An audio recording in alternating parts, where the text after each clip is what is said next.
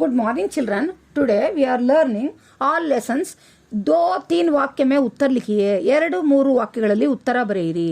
भारत माँ के प्रकृति सौंदर्य का वर्णन कीजिए.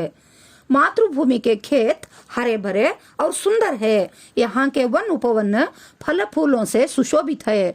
इस धरती में खनिजों का व्यापक धन भरा हुआ है जिसे भारत माता अपने मुक्त हाथों से बांट रही है. ಭಾರತ ಮಾತೆಯ ಪ್ರಕೃತಿ ಸೌಂದರ್ಯವನ್ನು ವರ್ಣಿಸಿ. ಭಾರತ ಮಾತೆಯ ಹೊಲ ಗದ್ದೆಗಳು ಹಸಿರಿನಿಂದ ಕೂಡಿವೆ ಮತ್ತು ಸುಂದರವಾಗಿವೆ. ಇಲ್ಲಿಯ ಕಾಡು ಮೇಡುಗಳು ಹಣ್ಣು ಹೂಗಳಿಂದ ಶೃಂಗಾರಗೊಂಡಿವೆ. ಈ ನೆಲದಲ್ಲಿ ಖನಿಜಗಳ ವ್ಯಾಪಕ ಧನ ಸಂಪತ್ತು ತುಂಬಿದೆ. ಇದನ್ನು ಭಾರತ ಮಾತೆ ತನ್ನ ಸ್ವತಂತ್ರವಾದ ಕೈಗಳಿಂದ ಹಂಚುತ್ತಿದ್ದಾಳೆ. मातृभूमि का स्वरूप कैसे सुशोभित है. मातृभूमि में हरे भरे खेत और फल फूलों से भरे बाग है और यहाँ पर खनिजों का व्यापक धन है. यहाँ पर सुख संपत्ति है. इस प्रकार मातृभूमि का स्वरूप सुशोभित है. ಮಾತೃಭೂಮಿಯ ಸ್ವರೂಪ ಹೇಗೆ ಸುಶೋಭಿತಗೊಂಡಿದೆ ತಿಳಿಸಿ. ಮಾತೃಭೂಮಿಯಲ್ಲಿ ಹಸಿರಿನಿಂದ ತುಂಬಿದ ಹೊಲಗಳಿವೆ, ಹಣ್ಣು ಹೂಗಳಿಂದ ತುಂಬಿದ ತೋಟಗಳಿವೆ. ಇಲ್ಲಿ ಖನಿಜ ಸಂಪತ್ತಿನ ವ್ಯಾಪಕ ಧನ ತುಂಬಿದೆ. ಇಲ್ಲಿ ಸುಖ ಸಂಪತ್ತು ಇದೆ. ಈ ರೀತಿ ಮಾತೃಭೂಮಿಯ ಸ್ವರೂಪ ಸುಶೋಭಿತಗೊಂಡಿದೆ. आजकल शिक्षित समाज में किसके बारे में विचार किया जाता है.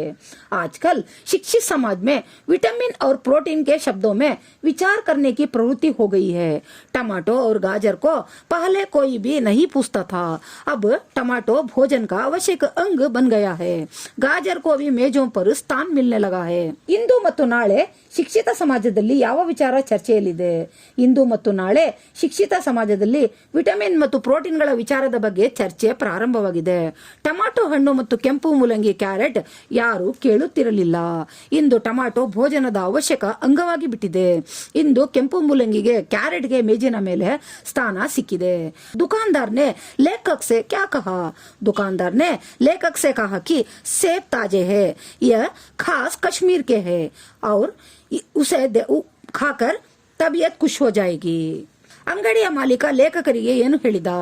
ಅಂಗಡಿಯ ಮಾಲೀಕ ಲೇಖಕರಿಗೆ ಹೇಳಿದ್ದೇನೆಂದರೆ ಸೇಬುಗಳು ತಾಜಾವಾಗಿವೆ. ಇದು ಖಾಸಗಿಯಾಗಿ ಕಾಶ್ಮೀರ ಊರಿನಿಂದ ಬಂದಿದೆ. ಆ ಸೇಬುಗಳನ್ನು ಸೇವಿಸಿದಾಗ ಮನಸ್ಸು ಸಂತೋಷವಾಗಿ ಪ್ರಫುಲ್ಲಗೊಳ್ಳುತ್ತದೆ ಎಂದು ಹೇಳಿದನು. दुकानदार ने अपने नौकर से क्या कहा. लेखक रुमाल निकालकर दुकानदार को देते हुए कहा कि सेब चुन चुन कर रखना. दुकानदार ने तराजू उठाई और अपने नौकर से कहा आधा सेर कश्मीरी सेब निकाल ला, चुन कर लाना. ಅಂಗಡಿಯ ಮಾಲೀಕ ತನ್ನ ಕೈ ಕೆಳಗೆ ಕೆಲಸ ಮಾಡುವ ನೌಕರನಿಗೆ ಏನು ಹೇಳಿದ. ಲೇಖಕರು ತಮ್ಮ ಕರವಸ್ತ್ರವನ್ನು ಅಂಗಡಿಯ ಮಾಲೀಕನಿಗೆ ನೀಡುತ್ತಾ ಸೇಬುಗಳನ್ನು ಆಯ್ಕೆ ಮಾಡಿ ಇಡಿ ಎಂದು ಹೇಳಿದರು.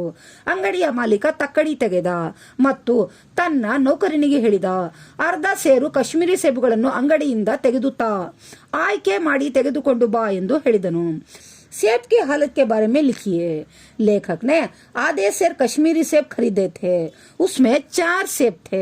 सुबह नाश्ता करने के लिए लेखक ने 1 सेब निकाला तो वो सड़ा हुआ था. दूसरा आधा सड़ा हुआ था. तीसरा एक तरफ से दबकर पिचक गया था. चौथे में काला सुराख था. काटा तो भीतर वैसे ही धब्बे जैसे बेर में होते हैं. एक सेब भी खाने लायक नहीं था. ಸೇಬಿನ ಪರಿಸ್ಥಿತಿ ಹೇಗಿತ್ತು ಅದರ ಬಗ್ಗೆ ವಿವರಿಸಿ. ಲೇಖಕರು ಅರ್ಧ ಸೇರು ಕಾಶ್ಮೀರದ ಸೇಬುಗಳನ್ನು ಖರೀದಿಸಿದ್ದರು. ಅದರಲ್ಲಿ 4 ಸೇಬುಗಳಿದ್ದವು. ಬೆಳಿಗ್ಗೆ ಉಪಹಾರ ಸೇವಿಸಲು ಲೇಖಕರು 1 ಸೇಬನ್ನು ತೆಗೆದರು. ಅದು ಕೊಳೆತು ಹೋಗಿತ್ತು. 2ನೇ ಸೇಬು ಅರ್ಧ ಕೊಳೆತು ಹೋಗಿತ್ತು. 3ನೇ ಸೇಬು ಅರ್ಧ ಅದುಮಿ ಮೆತ್ತಗಾಗಿತ್ತು. 4ನೇ ಸೇಬಿನಲ್ಲಿ ಕಪ್ಪನೆ ಸುರಂಗವಿತ್ತು. ಲೇಖಕರು ಅದನ್ನು ಕೊಯ್ದಾಗ ಒಳಗೆ ಕಲೆಗಳಿತ್ತು. ಮರದ ಸೇಬಿನ ಹಾಗೆ. 1 ಸೇಬು ಸಹ ತಿನ್ನಲು योग्यವಾಗಿರಲಿಲ್ಲ. लेखिका को गिलहरी की स्थिति में दिखाई पड़ी. लेखिका ने गिलहरी को गमले और दीवार की संधि में निस्तेज सा गमले से चिपक पड़ा था. वह गिलहरी का छोटा बच्चा था और संभवतः घोंसले से नीचे गिर पड़ा था. काकद्वय की चोंचों के 2 घाव उस लघु प्राण के लिए बहुत थे और दोनों कौवे उसे अपना आहार बनाना चाहते थे. ಲೇಖಕರಿಗೆ ಅಳಿಲು ಯಾವ ಸ್ಥಿತಿಯಲ್ಲಿ ಕಂಡು ಬಂದಿತು. ಲೇಖಕರು ಅಳಿಲನ್ನು ಹೂಕುಂಡ ಮತ್ತು ಗೋಡೆಯ ಸಂಧಿಯ ನಡುವೆ ಮೂರ್ಛೆಯ ಸ್ಥಿತಿಯಲ್ಲಿ ಹೂಕುಂಡಕ್ಕೆ ಅಂಟಿಕೊಂಡಿರುವುದನ್ನು ನೋಡಿದರು. ಅದು ಅಳಿಲಿನ ಚಿಕ್ಕ ಚಿಕ್ಕ ಮರಿಯಾಗಿತ್ತು. ಅದು ಸಾಂದರ್ಭಿಕವಾಗಿ ತನ್ನ ಗೂಡಿನಿಂದ ಕೆಳಗೆ ಬಿದ್ದಿತು. ಕಾಗೆಯ ಕೊಕ್ಕಿನ 2 ಗಾಯಗಳು ಅಳಿಲಿನ ಶರೀರದ ಮೇಲೆ ಇದ್ದರೆ ಸಾಕಾಗುತ್ತಿತ್ತು ಮತ್ತು 2 ಕಾಗೆಗಳು ಅಳಿಲು ಮರಿಯನ್ನು ತನ್ನ ಆಹಾರವಾಗಿಸಲು ಹೊಂಚು ಹಾಕುತ್ತಿದ್ದವು. लेखिका ने गिल्लू के प्राण कैसे बचाए? महादेवी वर्मा जी गिलहरी के बच्चे को उठाकर अंदर लाई, रुई से उसके रक्त को पोंछा और घावों पर पेंसिलिन का मरहम लगाया. कई घंटे के उपचार किया. उसके बाद मुंह में 1 बूंद पानी टपकाया जा सका. ಲೇಖಕರು ಗಿಲ್ಲುವಿನ ಪ್ರಾಣ ಹೇಗೆ ರಕ್ಷಿಸಿದರು? ಮಹಾದೇವಿ ವರ್ಮಾಜಿ ಲೇಖಕರು ಗಿಲ್ಲು ಅಂದರೆ ಅಳಿಲು ಮರಿಯನ್ನು ಎತ್ತಿಕೊಂಡು ತಮ್ಮ ಮನೆಯೊಳಗೆ ಬಂದರು. ಅದರ ಮೇಲಿನ ರಕ್ತ ಒರೆಸಿದರು. ಅದರ ಗಾಯಕ್ಕೆ ಪೆನ್ಸಿಲಿನ್ ಔಷಧಿ ಹಚ್ಚಿದರು. ಹಲವು ಗಂಟೆಗಳು ಗಿಲ್ಲುವಿಗೆ ಉಪಚಾರ ಮಾಡಿದರು. ಅದರ ನಂತರ ಗಿಲ್ಲುವಿನ ಬಾಯಿಗೆ 1 ತೊಟ್ಟು ನೀರು ಹಾಕಲಾಯಿತು. लेखिका का ध्यान आकर्षित करने के लिए गिल्लू क्या करता था? लेखिका का ध्यान आकर्षित करने के लिए गिल्लू को तीव्र इच्छा होती थी कि उसने एक अच्छा उपाय खोज निकाला. वह उसके पैर तक आकर सर से पर्दे पर चढ़ जाता था और फिर उसी तेजी से उतरता था. ಲೇಖಕರ ಧ್ಯಾನ ತನ್ನ ಕಡೆಗೆ ಆಕರ್ಷಿಸಲು ಗಿಲ್ಲು ಏನು ಮಾಡುತ್ತಿತ್ತು? ಲೇಖಕರ ಧ್ಯಾನ ಆಕರ್ಷಿಸಲು ಗಿಲ್ಲುವಿಗೆ ತೀವ್ರ ಮನಸ್ಸಾಗುತ್ತಿತ್ತು. ಅದು ಒಂದು ಒಳ್ಳೆಯ ಉಪಾಯ ಹುಡುಕಿತು. ಗಿಲ್ಲು ಲೇಖಕಿಯ ಕಾಲುಗಳಿಂದ ಹಾದು ತಲೆಯ ಮೇಲೆ ಸರಿದು ಪರದೆಯ ಮೇಲೆ ಏರುತ್ತಿತ್ತು ಮತ್ತು ಅದೇ ವೇಗದಲ್ಲಿ ಕೆಳಗೆ ಇಳಿಯುತ್ತಿತ್ತು. ವರ್ಮಾಜಿ को चौंकाने के लिए गिल्लू कहां कहां छिप जाता था. महादेवी वर्मा जी को चौंकाने की इच्छा उसमें ना जाने कब और कैसे उत्पन्न हो गई थी. इसके लिए वो फूलदान के फूलों में छिप जाता, कभी पर्दे की चुन्नट में और कभी सोना जूही की ಪತ್ತಿಯೋ ಮೇ. ವರ್ಮಾಜಿಯವರಿಗೆ ಆಶ್ಚರ್ಯ ಉಂಟು ಮಾಡಲು ಗಿಲ್ಲು ಯಾವ ಯಾವ ಸ್ಥಳಗಳಲ್ಲಿ ಅವಿತುಕೊಳ್ಳುತ್ತಿತ್ತು. ಮಹಾದೇವಿ ವರ್ಮಾರವರಿಗೆ ಆಶ್ಚರ್ಯ ಉಂಟು ಮಾಡುವ ಇಚ್ಛೆ ಗಿಲ್ಲುವಿಗೆ ಯಾವಾಗ ಅರಿವಾಯಿತು ತಿಳಿದಿಲ್ಲ. ಇದಕ್ಕಾಗಿ ಅದು ಹೂವಿನ ಹೂಜಿಯ ಒಳಗೆ ಅವಿತು ಬಿಡುತ್ತಿತ್ತು. ಕೆಲವು ಸಲ ಪರದೆಯ ಒಳಗೆ, ಕೆಲವು ಸಲ ಸೋನಾಜುಯಿ ಹೂವಿನ ದಳಗಳಲ್ಲಿ ಅವಿತು ಬಿಡುತ್ತಿತ್ತು. ಗಿಲ್ಲುನೆ ಲೇಖಿಕಾ की गैर हाजिरी में दिन कैसे बिताए? लेखिका मोटर दुर्घटना में आहत होकर अस्पताल में थी. उन दिनों जब उनके कमरे का दरवाजा खोला जाता तब गिल्लू अपने झूले से उतरकर दौड़ता और फिर किसी दूसरे को वहां देखकर तेजी से अपने घोंसले में जा बैठता. सब उसे काजू दे जाते, परंतु अस्पताल से लौटकर जब लेखिका ने उसके झूले की सफाई की तब उन्हें काजू भरे मिले, जिनसे ज्ञान होता है कि उन दिनों अपना प्रिय खाद्य भी ಗಿಲ್ಲು ಕಮ್ ಖಾ ರಹಾ ಥಾ. ಗಿಲ್ಲು ಲೇಖಕಿ ಮನೆಯಲ್ಲಿ ಇಲ್ಲದಿದ್ದಾಗ ಅದು ತನ್ನ ದಿನಗಳನ್ನು ಯಾವ ರೀತಿ ಕಳೆಯುತ್ತಿತ್ತು? ಲೇಖಕರು ಮೋಟಾರು ದುರ್ಘಟನೆಯಿಂದ ಆಸ್ಪತ್ರೆಗೆ ಸೇರಿದರು. ಆ ದಿನಗಳಲ್ಲಿ ಲೇಖಕಿಯ ಕೋಣೆಯ ಬಾಗಿಲು ತೆರೆದ ಕೂಡಲೇ ತಕ್ಷಣ ಗಿಲ್ಲು ತನ್ನ ಗೂಡಿನಿಂದ ಇಳಿದು ಓಡುತ್ತಿತ್ತು ಮತ್ತು ಬೇರೆಯವರು ಲೇಖಕಿಯ ಕೋಣೆಯಲ್ಲಿರುವುದನ್ನು ಕಂಡು ಅದೇ ವೇಗದಿಂದ ಮರಳಿ ತನ್ನ ಗೂಡಿಗೆ ಸೇರುತ್ತಿತ್ತು.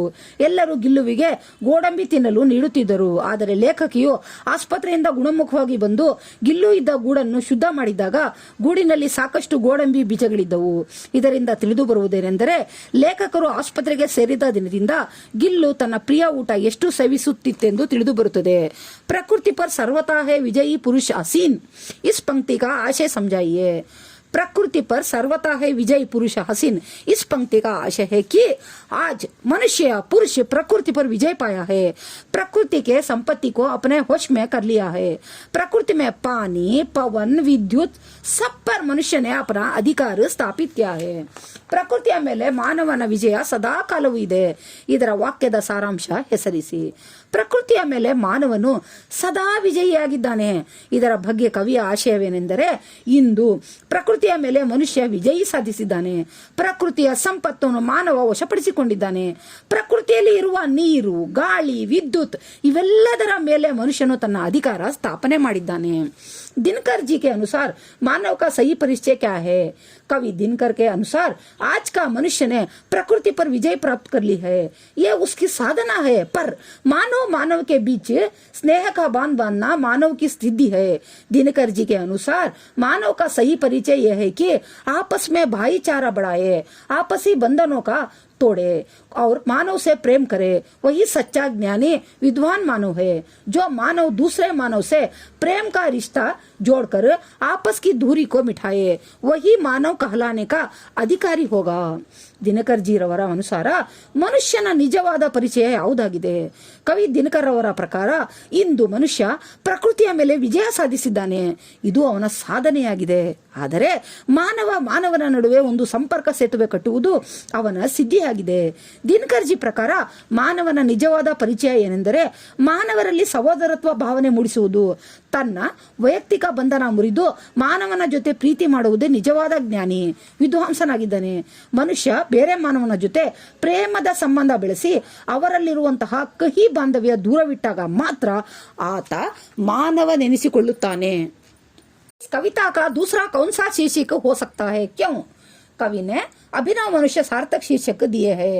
अगर दूसरा शीर्षक दे सकते हैं तो प्रकृति और मानव प्रेम का मानव की सिद्धि दे सकते हैं, क्योंकि प्रकृति पर विजय प्राप्त करना मनुष्य की साधना है। मानव के बीच स्नेह का बांध बांधना मानव की सिद्धि है। ಈ ಕವಿತೆಯ ಬೇರೊಂದು ಶೀರ್ಷಿಕೆ ಯಾವುದಾಗಿದೆ? ಏಕೆ? ಕವಿ ಅಭಿನವ ಮನುಷ್ಯ ಎಂಬ ಶೀರ್ಷಿಕೆ ನೀಡಿರುವುದು ಯೋಗ್ಯವಾಗಿದೆ.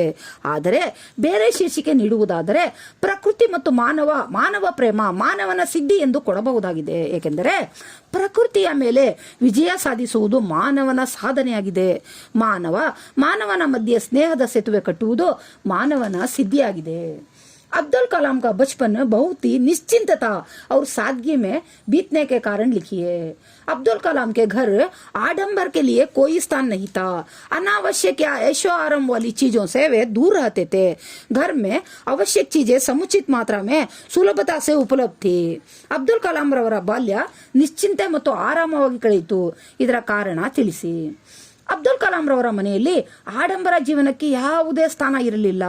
ಅನಾವಶ್ಯಕ ಮತ್ತು ಸುಖದ ವೈಭೋಗದ ವಸ್ತುಗಳಿಂದ ದೂರವಿದ್ದರು. ಮನೆಯಲ್ಲಿ ಅವಶ್ಯಕ ವಸ್ತುಗಳು ಸಮುಚಿತ ಮಾತ್ರದಲ್ಲಿ ಸುಲಭದಲ್ಲಿ ದೊರೆಯುತ್ತಿದ್ದವು. आशी अम्मा जी अब्दुल कलाम को खाने में क्या क्या देती थी? आशी अम्मा जी अब्दुल कलाम को खाने में चावल एवं स्वादिष्ट सांबार देती, साथ में घर का बना अचार और नारियल की ताजी चटनी भी देती थी. ಆಶಿಯಮ್ಮನವರು ಅಬ್ದುಲ್ ಕಲಾಂ ರವರಿಗೆ ಊಟ ಮಾಡಲು ಅಥವಾ ತಿನ್ನಲು ಏನು ಕೊಡುತ್ತಿದ್ದರು? ಆಶಿಯಮ್ಮನವರು ಅಬ್ದುಲ್ ಕಲಾಂ ರವರಿಗೆ ಭೋಜನದಲ್ಲಿ ಅನ್ನ ಮತ್ತು ಸ್ವಾದಿಷ್ಟ ಸಾಂಬಾರು ಕೊಡುತ್ತಿದ್ದರು. ಜೊತೆಯಲ್ಲಿ ಮನೆಯಲ್ಲಿ ತಯಾರಿಸಿದ ಉಪ್ಪಿನಕಾಯಿ ಮತ್ತು ತೆಂಗಿನಕಾಯಿಯಿಂದ ತಯಾರಿಸಿದ ಆಗತಾನೆ ತಯಾರಿಸಿದ ಚಟ್ನಿ ನೀಡುತ್ತಿದ್ದರು. ದಿನ ನಮಾಜ್ ಕೆ ಬಾರೆ में क्या कहते हैं? एक बार अब्दुल कलाम ने अपने पिताजी जैनुलब्दीन से नमाज की प्रासंगिकता के बारे में पूछा. तब उन्होंने कहा कि जब तुम नमाज पढ़ते हो तो तुम अपने शरीर से इतने ब्रह्मांड का एक हिस्सा बन जाते हो, जिसमें दौलत, आयु, जाति या धर्म, पंथ का कोई भेदभाव नहीं होता. ಜೈನುಲಬ್ದೀನ್ ನಮಾಜ್ ಬಗ್ಗೆ ಏನು ಹೇಳಿದ್ದಾರೆ? ಒಂದು ದಿನ ಅಬ್ದುಲ್ ಕಲಾಂ ರವರು ತನ್ನ ತಂದೆ ಜೈನುಲಬ್ದೀನ್ ರವರಿಗೆ ನಮಾಜ್ ಮಾಡುವ ಪ್ರಸಂಗದ ಬಗ್ಗೆ ಹೇಳಿದರು. ಆಗ ಜೈನುಲಬ್ದೀನ್ ರವರು ಹೇಳಿದ್ದೇನೆಂದರೆ, ನೀನು ನಮಾಜ್ ಓದಿದಾಗ ನಿನ್ನ ಶರೀರದಿಂದ ಇತರ ಬ್ರಹ್ಮಾಂಡದ ಒಂದು ಭಾಗವಾಗಿ ಪರಿವರ್ತನೆ ಹೊಂದುತ್ತಿ.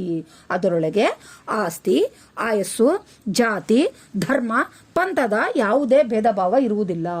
जैनुलब्दीन ने कौन सा काम शुरू किया?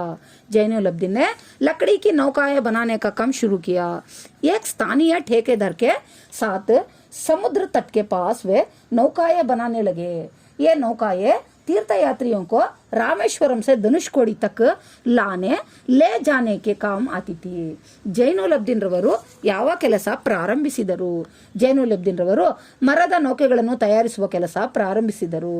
ಅದೇ ಊರಿನಲ್ಲಿದ್ದ ಗುತ್ತಿಗೆದಾರನ ಜೊತೆ ಸೇರಿ ಸಮುದ್ರ ತಟದ ಹತ್ತಿರ ನೌಕೆಗಳನ್ನು ಮಾಡುವ ಕಾರ್ಯ ಆರಂಭಿಸಿದರು. ಈ ನೌಕೆಗಳು ತೀರ್ಥಯಾತ್ರಿಗಳಿಗೆ ರಾಮೇಶ್ವರಂನಿಂದ ಧನುಷ್ಕೋಡಿಯವರೆಗೆ ಕರೆದುಕೊಂಡು ಹೋಗುವ ಮತ್ತು ಬರುವ ಕೆಲಸ ಮಾಡುತ್ತಿದ್ದವು.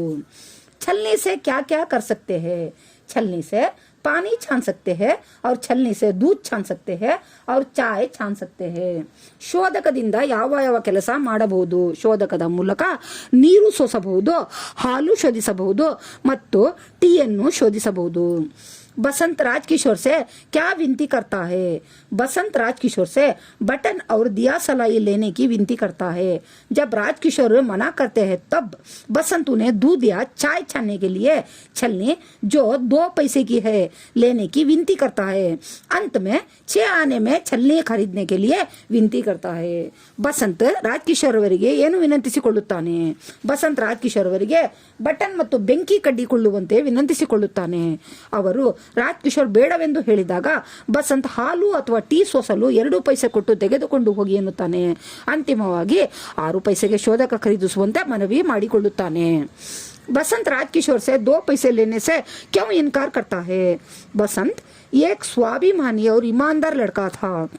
जब बसंत ने कहा कि सवेरे से कुछ नहीं बिका है तब राजकिशोर ने उसे 2 पैसे दिया, लेकिन बसंत दया की भीख नहीं लेना चाहता था। वो परिश्रम करके जीना चाहता था, इसलिए उसने पैसे लेने से इनकार कर दिया. ಬಸಂತ್ ರಾಜ್ಕಿಶೋರ್ ಅವರಿಂದ 2 ಪೈಸೆ ಪಡೆಯಲು ಏಕೆ ತಿರಸ್ಕರಿಸುತ್ತಾನೆ? ಬಸಂತ್ ಒಬ್ಬ ಸ್ವಾಭಿಮಾನಿ ಮತ್ತು ಪ್ರಾಮಾಣಿಕ ಹುಡುಗನಾಗಿದ್ದ. ಬಸಂತನು ರಾಜ್ಕಿಶೋರ್ ಅವರಿಗೆ ಮುಂಜಾನೆಯಿಂದ ಯಾವ ವಸ್ತುವು ಮಾರಾಟವಾಗಿಲ್ಲ ಎಂದು ಹೇಳಿದಾಗ ರಾಜ್ಕಿಶೋರ್ ಅವರು ಬಸಂತ್ಗೆ 2 ಪೈಸೆ ನೀಡಲು ಹೋದರು. ಬಸಂತ್ ದಯೆಯ ಭಿಕ್ಷೆ ತೆಗೆದುಕೊಳ್ಳುವ ಇಚ್ಛೆ ಅವನಲ್ಲಿ ಇರಲಿಲ್ಲ. ಅವನು ಶ್ರಮದಿಂದ ಜೀವಿಸುವುದನ್ನು ಇಚ್ಛಿಸುತ್ತಿದ್ದ. ಆದ್ದರಿಂದ ಬಸಂತ್ ರಾಜ್ಕಿಶೋರ್ ಹತ್ತಿರ ಹಣ ಪಡೆಯಲು ನಿರಾಕರಿಸಿದ. बसंत राजकिशोर के पास क्यों नहीं लौटा?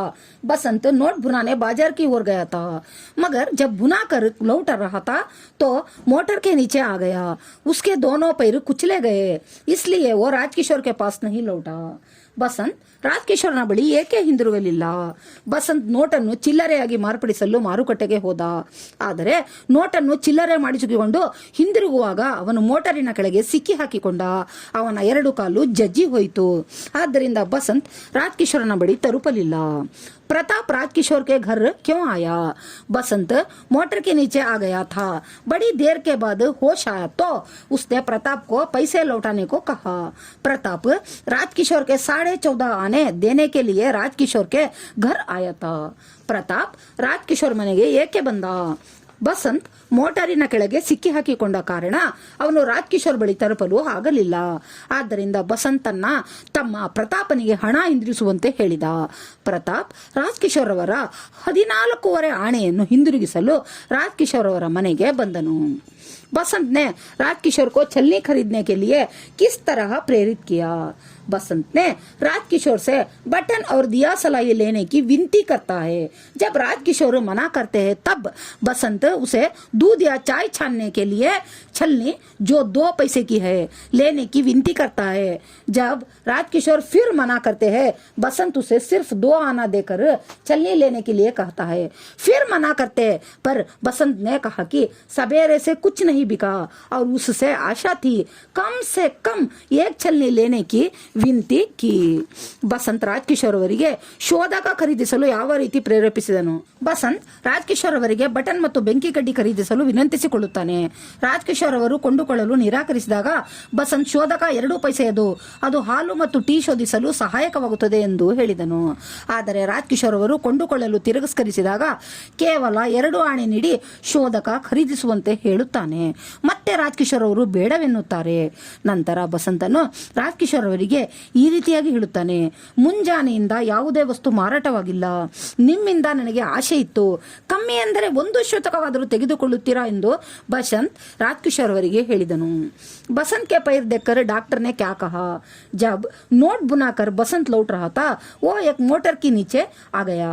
मोटर उसके ऊपर से निकल गई. उसके दोनों पैर कुचले गए. बसंत के पैर देखकर डॉक्टर ने कहा कि शायद पैर की हड्डी टूट गई है, इसलिए उसे अस्पताल ले जाकर पैरों का स्क्रीन करके देखना होगा. ಬಸಂತನ ಕಾಲುಗಳನ್ನು ಪರೀಕ್ಷಿಸಿ ವೈದ್ಯ ಏನು ಹೇಳಿದರು? ಬಸಂತ್ ನೋಟು ಮುರಿಸಿ ಮಾರುಕಟ್ಟೆಯಿಂದ ಚಿಲ್ಲರೆ ಮಾಡಿಸಿ ತೆಗೆದುಕೊಂಡು ಬರುವಾಗ ಅವನು ಒಂದು ಮೋಟಾರ್ ವಾಹನದ ಕೆಳಗೆ ಬಂದು ಬಿಟ್ಟ. ಮೋಟಾರ್ ಬಸಂತನ ಮೇಲೆ ಹರಿದು ಹೋಯಿತು. ಅವನ 2 ಕಾಲುಗಳು ಜಜ್ಜಿ ಹೋದವು. ಬಸಂತನ ಕಾಲುಗಳನ್ನು ಪರೀಕ್ಷಿಸಿದ ವೈದ್ಯ ಏನೆಂದು ಹೇಳಿದನೆಂದರೆ, ಬಹುಶಃ ಕಾಲಿನ ಮೂಳೆ ಮುರಿದು ಹೋಗಿದೆ. ಆದ್ದರಿಂದ ಈತನಿಗೆ ಆಸ್ಪತ್ರೆಗೆ ಕರೆದುಕೊಂಡು ಹೋಗಿ ಕಾಲಿನ ಎಕ್ಸ್ರೇ ಶಾಕಿರಣ ತೆಗೆಸಬೇಕೆಂದು ಹೇಳಿದರು. मुखिया को मुख्य समान होना चाहिए कैसे? मुख या मुंह खाने पीने का काम अकेला करता है, लेकिन उसके खाने पीने के द्वारा वह शरीर को सारे अंगों का पालन पोषण करता है। इसी तरह मुखिया को मुख्य समान विवेकवान होना चाहिए। वह काम अपनी तरह से करे, लेकिन उसका फल सभी में बांटे। इस प्रकार मुखिया को मुಖ್ಯ ಸಮಾನ ಹೋನಾ चाहिए। ಮುಖ್ಯಸ್ಥನಿಗೆ ಮಾನವನ ಬಾಯಿಗೆ ಹೋಲಿಕೆ ಮಾಡಿದರೆ ಹೇಗೆ? ಬಾಯಿ ಆಹಾರ ತಿನ್ನುವ ಮತ್ತು ಕುಡಿಯುವ ಕೆಲಸ ಒಬ್ಬಂಟಿಯಾಗಿ ಮಾಡುತ್ತದೆ, ಆದರೆ ನಮ್ಮ ಬಾಯಿ ಆಹಾರ ಸೇವಿಸುವುದರಿಂದ ನಮ್ಮ ಶರೀರದ ಸಕಲ ಅಂಗಾಂಗಗಳ ಪಾಲನೆ ಪೋಷಣೆ ಮಾಡುತ್ತದೆ। ಇದೇ ರೀತಿ ಊರಿನ ಮುಖ್ಯಸ್ಥ ನಮ್ಮ ಬಾಯಿಯ ರೀತಿ ವಿವೇಕ ಮತ್ತು ಬುದ್ಧಿವಂತಿಕೆಯಿಂದ ಕೆಲಸ ಮಾಡಬೇಕಾಗುತ್ತದೆ। ಮುಖ್ಯಸ್ಥ ತನ್ನ ಬುದ್ಧಿವಂತಿಕೆ ಬಳಸಿ ಕೆಲಸ ಮಾಡಿ ಅದರಿಂದ ಬರುವ ಪ್ರತಿಫಲ ಊರಿನ ಎಲ್ಲಾ ಜನರಿಗೂ ಹಂಚಬೇಕು। ಈ ರೀತಿ ಮುಖ್ಯಸ್ಥನನ್ನು ಮಾನವನ ಬಾಯಿಗೆ ಹೋಲಿಕೆ ಮಾಡಲಾಗಿದೆ। मनुष्य को हंस की तरह क्या करना चाहिए? भगवान ने इस संसार को जड़ चेतना और गुण दोष युक्त बनाया है। संसार में अच्छे और बुरे या सार असर भरे हुए हैं। सज्जनों या संतों को चाहिए कि वे संसार से सारा वस्तु का गुण का ग्रहण करे और निस्सार वस्तु का त्याग कर दे।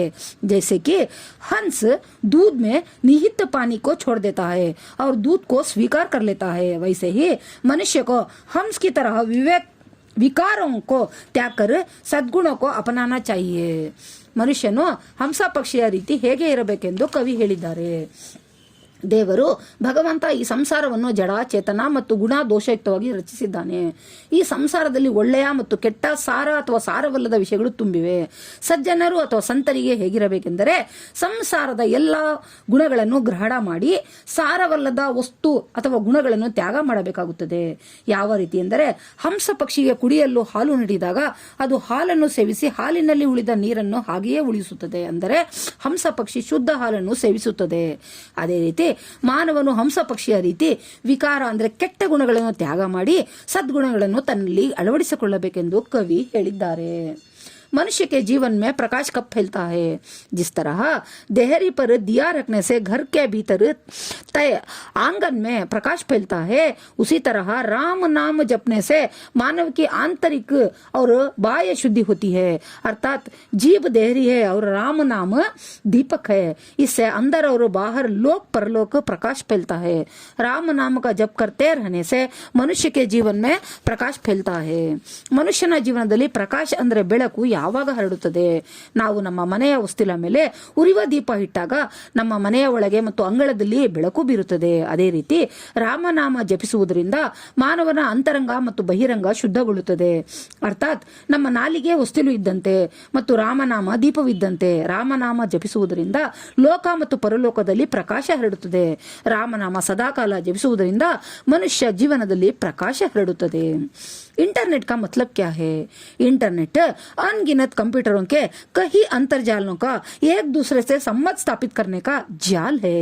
इंटरनेट एक तरह से विश्वव्यापी कंप्यूटरों का अंतरजाल नेटवर्क है, जिसकी वजह से पूरे विश्व का विस्तार एक गांव का सा छोटा हो गया है। ಇಂಟರ್ನೆಟ್ ಇದರ ಅರ್ಥವೇನು? ಇಂಟರ್ನೆಟ್ ಲೆಕ್ಕವಿಲ್ಲದಷ್ಟು ಗಣಕಯಂತ್ರಗಳ ಒಂದಕ್ಕೊಂದು ಸಂಬಂಧ ಸ್ಥಾಪಿಸುವಂತಹ ಒಂದು ಅಂತರ್ಜಾಲವಾಗಿದೆ। ಇಂಟರ್ನೆಟ್ ಒಂದು ರೀತಿ ವಿಶ್ವವ್ಯಾಪಕ ಜಾಲವಾಗಿದೆ। ಇದರ ಮೂಲಕ ಪೂರ್ತಿ ವಿಶ್ವ ಒಂದು ಪುಟ್ಟ ಊರಿನಂತೆ ಚಿಕ್ಕದಾಗಿ ಬಿಟ್ಟಿದೆ। व्यापार और बैंकिंग के इंटरनेट से क्या मदद मिलती है? इंटरनेट द्वारा हम घर बैठे बैठे खरीदारी कर सकते हैं, कोई भी बिल भर सकते हैं। इससे दुकान जाने और लाइन में घंटों खड़े रहने का समय बच सकता है। इंटरनेट बैंकिंग द्वारा दुनिया की किसी भी जगह पर चाहे जितनी भी रकम भेजी जा सकती है। ವ್ಯಾಪಾರ ಮತ್ತು ಬ್ಯಾಂಕ್ ಸೇವೆಗಳಲ್ಲಿ ಇಂಟರ್ನೆಟ್ ಹೇಗೆ ಸಹಾಯ ಮಾಡುತ್ತದೆ? ಇಂಟರ್ನೆಟ್ನ ಮೂಲಕ ನಾವು ಮನೆಯಲ್ಲಿಯೇ ಕುಳಿತು ಸಾಮಾನುಗಳನ್ನು ಖರೀದಿಸಬಹುದು, ಯಾವುದೇ ರೀತಿಯ ಶುಲ್ಕ ಕಟ್ಟಬಹುದಾಗಿದೆ। ಇದರಿಂದ ಅಂಗಡಿಗೆ ಹೋಗುವ ಮತ್ತು ಸರತಿಯಲ್ಲಿ ಗಂಟೆಗಟ್ಟಲೆ ಸಾಲಾಗಿ ನಿಲ್ಲುವ ಸಮಯ ಉಳಿಯುತ್ತದೆ। ಇಂಟರ್ನೆಟ್ ಬ್ಯಾಂಕಿಂಗ್ ಮೂಲಕ ಪ್ರಪಂಚದ ಯಾವುದೇ ಸ್ಥಳಕ್ಕೆ ಎಷ್ಟೇ ಹಣದ ಮೊತ್ತವಿದ್ದರೂ ಕಳುಹಿಸಬಹುದಾಗಿದೆ। ई गवर्नेंस क्या है? ई गवर्नेंस द्वारा सरकार के सभी कामकाज का विवरण, अभिलेख, सरकारी आदेश आदि यथावत लोगों को सूचित किया जाता है. इससे ಪ್ರಶಾಸನ ಪಾರದರ್ಶಿ ಬನ್ ಸಕ್ತಾ ಹೈ. ಇ ಗವರ್ನೆನ್ಸ್ ಎಂದರೇನು? ಇ ಗವರ್ನೆನ್ಸ್ ಮೂಲಕ ಸರ್ಕಾರದ ಎಲ್ಲಾ ಕಾರ್ಯಕಲಾಪಗಳ ವಿವರಣೆ, ಅಭಿಲೇಖ, ಸರ್ಕಾರಿ ಆದೇಶ ಮುಂತಾದವುಗಳನ್ನು ಯಥಾವತ್ತಾಗಿ ಜನರಿಗೆ ಸೂಚನೆ ನೀಡಲಾಗುತ್ತದೆ. ಇದರಿಂದ ಸರ್ಕಾರ ಪಾರದರ್ಶಕವಾಗುತ್ತದೆ. फूल मालाएं मिलने पर लेखक क्या सोचने लगे? ईमानदारों के सम्मेलन के लिए जब लेखक रेलवे स्टेशन पहुंचे, उनका खूब स्वागत हुआ. लगभग 10 बड़ी फूल मालाएं पहनाई गई. फूल मालाएं मिलने पर लेखक ने सोचा, आसपास कोई माली होता तो फूल मालाएं भी बेच लेता. ಹೂವಿನ ಹಾರಗಳು ದೊರೆತ ನಂತರ ಲೇಖಕರು ಏನೆಂದು ಯೋಚಿಸಿದರು? ಪ್ರಾಮಾಣಿಕರ ಸಮ್ಮೇಳನದಲ್ಲಿ ಭಾಗವಹಿಸಲು ಲೇಖಕರು ರೈಲ್ವೆ ಸ್ಟೇಷನ್ ತಲುಪಿದರು. ಅವರನ್ನು ಹೆಚ್ಚಿನ ಮಟ್ಟದ ಜನರು ಸ್ವಾಗತಿಸಿದರು. ಸುಮಾರು 10 ದೊಡ್ಡ ಹೂವಿನ ಹಾರಗಳನ್ನು ಜನರು ಲೇಖಕರಿಗೆ ಹಾಕಿದರು. ಹೂವಿನ ಹಾರಗಳು ದೊರೆತ ನಂತರ ಲೇಖಕರು ಈ ರೀತಿಯಾಗಿ ಯೋಚಿಸಿದರು, ಅಕ್ಕಪಕ್ಕದಲ್ಲಿ ಯಾರಾದರೂ ತೋಟ ಕಾಯುವವನಿದ್ದರೆ ಈ 10 ಹಾರಗಳನ್ನು ಮಾರಬಹುದಾಗಿತ್ತು ಎಂದು ಲೇಖಕರು ಯೋಚಿಸಿದರು. लेखक को भेजे गए निमंत्रण पत्र में क्या लिखा गया था? लेखक को भेजे गए निमंत्रण पत्र में यह लिखा गया था कि हम लोग इस शहर में एक ईमानदार सम्मेलन कर रहे हैं. आप देश के प्रसिद्ध ईमानदार हैं. हमारी प्रार्थना है कि आप इस सम्मेलन का उद्घाटन करें. हम आपको आने जाने का पहले दर्जे का किराया देंगे तथा आवास, भोजन आदि की उत्तम व्यवस्था करेंगे. आपके आगमन से ईमानदारों तथा उदीयमान ईमानदारों को बड़ी प्रेरणा मिलेगी. ಲೇಖಕರಿಗೆ ಕಳುಹಿಸಿದ ಆಮಂತ್ರಣ ಪತ್ರದಲ್ಲಿ ಏನೆಂದು ಬರೆದಿತ್ತು? ಲೇಖಕರಿಗೆ ಕಳುಹಿಸಿದ ಆಮಂತ್ರಣ ಪತ್ರದಲ್ಲಿ ಈ ರೀತಿ ಬರೆಯಲಾಗಿತ್ತು, ನಾವು ಈ ಊರಿನಲ್ಲಿ ಒಂದು ಪ್ರಾಮಾಣಿಕ ಸಮ್ಮೇಳನ ಆಯೋಜಿಸಿದ್ದೇವೆ.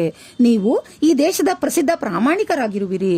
ನಮ್ಮ ಪ್ರಾರ್ಥನೆ ಏನೆಂದರೆ ತಾವು ಈ ಸಮ್ಮೇಳನ ಉದ್ಘಾಟನೆ ಮಾಡಬೇಕು. ನಾವು ತಮಗೆ ಬರುವ ಮತ್ತು ಹೋಗುವ ಪ್ರಥಮ ದರ್ಜೆಯ ಟಿಕೆಟಿನ ಹಣ ನೀಡುತ್ತೇವೆ.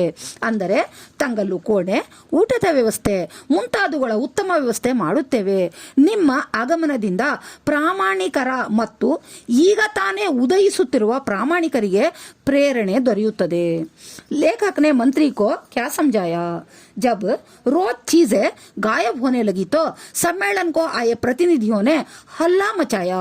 स्वागत समिति के मंत्री ने आकर कार्यकर्ताओं को डांटा और पुलिस को बुलाने की बात कही. तब लेखक ने मंत्री को समझाया कि ईमानदारों के सम्मेलन में पुलिस ईमानदारों की तलाशी ले, ये बड़ी अशोभनीय बात होगी. इतने बड़े सम्मेलन में थोड़ी गड़बड़ी तो होगी ही कहकर उनको रोक लिया. ಲೇಖಕರು ಮಂತ್ರಿಗಳಿಗೆ ಏನೂ ಸಮಜಾಯಿಸಿ ಅಥವಾ ಅರ್ಥವಾಗುವಂತೆ ಹೇಳಿದರು. ಯಾವಾಗ ಪ್ರತಿದಿನ ವಸ್ತುಗಳು ಕಳ್ಳತನ ಹೋಗುತ್ತಿದ್ದವು, ಸಮ್ಮೇಳನದಲ್ಲಿ ಆಗಮಿಸಿದ ಪ್ರತಿನಿಧಿಗಳು ಕೂಗು ಹಾಕಿದರು, ಅಂದರೆ ಕೋಪಗೊಂಡರು. ಸ್ವಾಗತ ಸಮಿತಿಯ ಮಂತ್ರಿ ಆಗಮಿಸಿ ಅಲ್ಲಿದ್ದ ಕಾರ್ಯಕರ್ತರಿಗೆ ಬೈದರು ಮತ್ತು ಪೊಲೀಸರಿಗೆ ಕರೆಸುವಂತೆ ಹೇಳಿದರು. ಆಗ ಲೇಖಕರು ಮಂತ್ರಿಗಳಿಗೆ ಬುದ್ಧಿ ಹೇಳಿದರು. ಏನೆಂದರೆ, ಪ್ರಾಮಾಣಿಕರ ಸಮ್ಮೇಳನದಲ್ಲಿ ಪೊಲೀಸರು ಬಂದು ಆ ಪ್ರಾಮಾಣಿಕರ ತಪಾಸಣೆ ಮಾಡುವುದು ಇದು ಅವಮಾನದ ಮಾತಾಗುತ್ತದೆ. ಇಷ್ಟು ದೊಡ್ಡ ಸಮ್ಮೇಳನದಲ್ಲಿ ಕೆಲವು ಚಿಕ್ಕ ಪುಟ್ಟ ಘಟನೆಗಳು ನಡೆಯುತ್ತವೆ ಎಂದು ಲೇಖಕರು ಪ್ರತಿನಿಧಿಗಳಿಗೆ ತಡೆ ಹಿಡಿದರು. चप्पलों की चोरी होने पर ईमानदार डेलीगेट ने क्या सुझाव दिया? सम्मेलन के उद्घाटन के बाद जब लेखक चप्पलें पहनने गए तो देखा कि उनकी चप्पलें गायब थी. उनकी नई और अच्छी चप्पलों की जगह एक जोड़ी फटी पुरानी चप्पलें थी.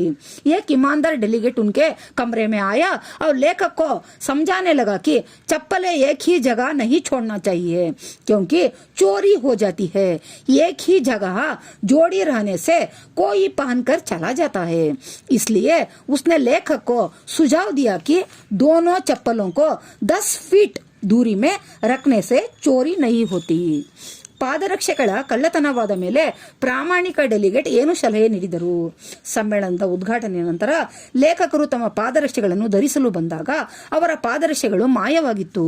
ಅವರ ಹೊಸ ಮತ್ತು ಉತ್ತಮವಾದ ಪಾದರಕ್ಷೆಗಳ ಬದಲಾಗಿ ಒಂದು ಜೊತೆ ಹರಿದ ಹಳೆಯ ಪಾದರಕ್ಷೆಗಳು ಆ ಸ್ಥಳದಲ್ಲಿ ಇದ್ದವು. ಒಬ್ಬ ಪ್ರಾಮಾಣಿಕ ಡೆಲಿಗೇಟ್ ಲೇಖಕರ ಕೋಣೆಗೆ ಬಂದು ಲೇಖಕರಿಗೆ ಅರಿವು ಮೂಡಿಸಲು ಪ್ರಾರಂಭಿಸಿದ. ಅವನು ಹೇಳಿದ್ದೇನೆಂದರೆ, ಪಾದರಕ್ಷೆಗಳನ್ನು ಒಂದು ಕಡೆ ಬಿಡಬಾರದು, ಏಕೆಂದರೆ ಅದು ಕಳ್ಳತನವಾಗಿ ಬಿಡುತ್ತವೆ. ಒಂದೇ ಕಡೆ ಪಾದರಕ್ಷೆಗಳ ಜೋಡಿ ಇದ್ದರೆ ಬೇರೆಯವರು ಧರಿಸಿಕೊಂಡು ಹೋಗುತ್ತಾರೆ.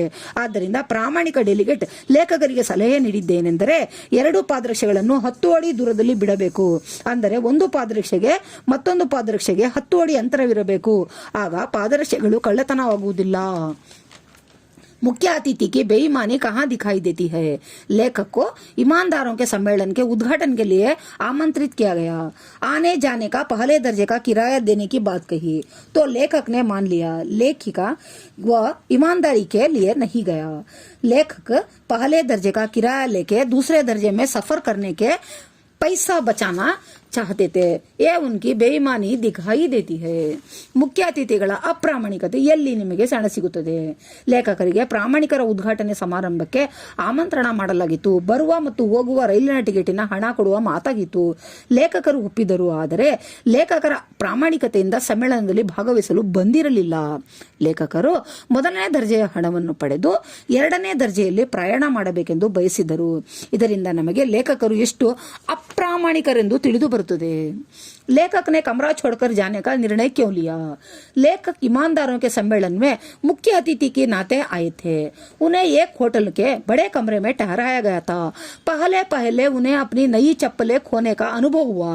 जिस डेलीगेट ने उनकी चप्पलें चुराई थी वही महाशय लेखक को सुझाव देने लगे। कमरे से उनकी चादरें गायब थी। उनका धूप वाला चश्मा गायब हुआ। किसी का ब्रीफ केस चला गया।